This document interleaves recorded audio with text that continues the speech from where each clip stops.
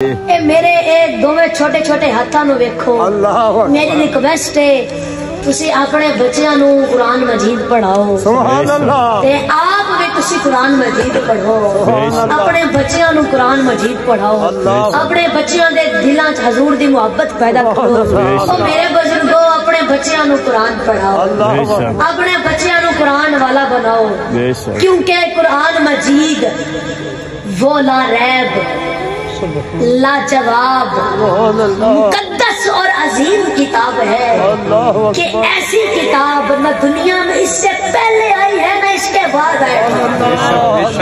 ये वो वाहिद किताब है जो एक ही है पूरी कायनात के अंदर। और ये किताब सिर्फ किताब ही नहीं, ये कलाम है।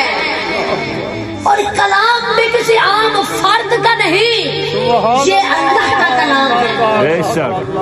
ये अल्लाह का कलाम है। इसको कलामुल्लाह कहा गया, इसको किताबुल्लाह कहा गया, इसको कुरान मजीद कहा गया, इसको फुरकान हमीद कहा गया।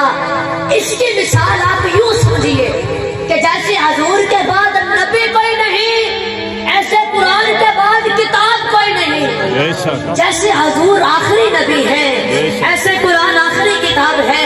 जैसे हजूर तमाम नबियों में बुलंद बाला और आला है, ऐसे ही कुरान भी तमाम किताबों में बुलंद बाला और आला है। जिस तरह हजूर के बाद जिब्राइल नहीं आया, इसी तरह कुरान के बाद में जिब्राइल नहीं आया।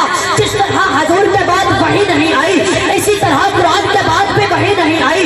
जिस तरह हजूर को हम रसूलुल्लाह कहते हैं, इसी तरह कुरान को हम किताबुल्लाह कहते हैं। जैसे हजूर को अल्लाह ने भेजा है, ऐसे ही कुरान को भी अल्लाह ने भेजा है। जिस तरह हजूर का नाम दुनिया में जगमगा रहा है और जगमगाता रहेगा, इसी तरह कुरान का नाम भी दुनिया में जगमगा रहा है और जगमगाता रहेगा। जिस तरह हजूर की सीरत को मिटा कर नहीं सकता, इसी तरह कुरान के बताए हुए असूलों को भी कोई मिटा नहीं सकता। जिस तरह जन्नत में हजूर के नाम की रोशनी होगी, इसी तरह जन्नत में कुरान के नाम की रोशनी होगी। जिस तरह जन्नत में हजूर के तज़किरे किए जाएंगे, इसी तरह जन्नत में कुरान के भी तज़किरे किए जाएंगे। तो इसको पढ़ा जाए, इसको सुना जाए। इसके पढ़ने और सुनने का सरूर इतना है कि आप सोच भी नहीं सकते। अगर आप कुरान पढ़ेंगे, कुरान से बातें करेंगे, तो कुरान बोलता भी है, कुरान आपको जवाब देगा। मैंने कुरान से पूछा, बता तेरा नाम क्या है? कुरान ने जवाब दिया कुरान मजीद, मेरा नाम कुरान मजीद है। मैंने कुरान से पूछा, बता तेरी जुबान क्या है? कुरान ने जवाब दिया बिलिसानिन अरबिय्युम मुबीन, मेरी जुबान अरबी है। मैंने कुरान से पूछा, तेरी हिफाजत की क्या गारंटी है? कुरान ने जवाब दिया इन्ना नहनु नज़्ज़लना ज़िक्र व इन्ना लहु लहाफ़िज़ून, मेरी हिफाजत का जिम्मा खुद खालिक कायनात ने लिया है। मैंने कुरान से पूछा, तुझ में किसी शक व शुबह की कोई गुंजाइश तो नहीं?